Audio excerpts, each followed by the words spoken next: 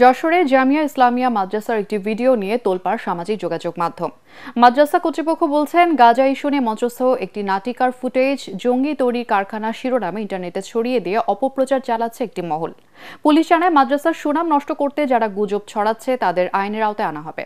যশোর থেকে তামান্না ফারজানার রিপোর্ট, জানাচ্ছেন জাহিদুল আলম।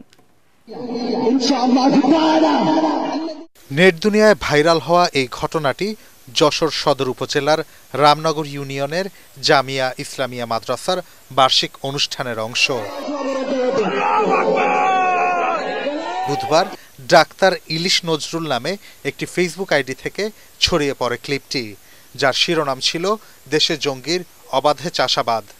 সেখান থেকে অনেকে ভিডিওটি নিজেদের টাইমলাইনে পোস্ট করে উল্লেখ করেন রাজারহাট রামনগরে জঙ্গিদের সমাবেশ।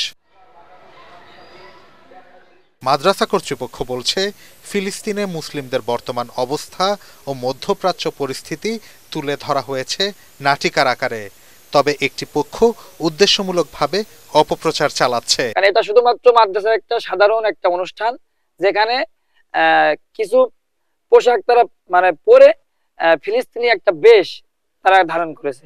এই অস্ত্রগুলো তৈরি করা হয়েছিল আমাদের কাঠ এবং শোলা জাতীয় জিনিস দিয়ে, এবং ওর উপরে কালো টেপ দিয়ে পেঁচানো ছিল।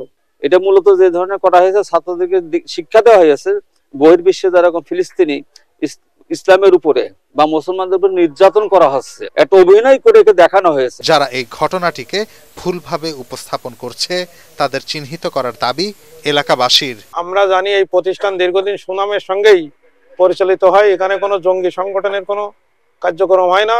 আসলে এটা একটা ষড়যন্ত্রমূলক হয়েছে। এদিকে রাতেই মাদ্রাসায় অভিযান চালায় পুলিশ, জানায় প্রতিষ্ঠানটির সাথে কোনো জঙ্গি বা রাজনৈতিক দলের সংশ্লিষ্টতা নেই।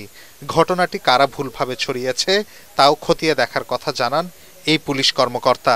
কেউ যদি বিভ্রান্তি ছড়িয়ে কোনো হীন উদ্দেশ্য চরিতার্থ করবার চেষ্টা করেন, তার বিরুদ্ধে তদন্ত সাপেক্ষে যথাযথ আইনানুগ ব্যবস্থা গ্রহণ করা হবে। 2012 সালে প্রতিষ্ঠিত মাদ্রাসাটিতে বিভিন্ন বিভাগে 500 জন শিক্ষার্থী লেখাপড়া করছেন। Bureau report, ATN Bangla.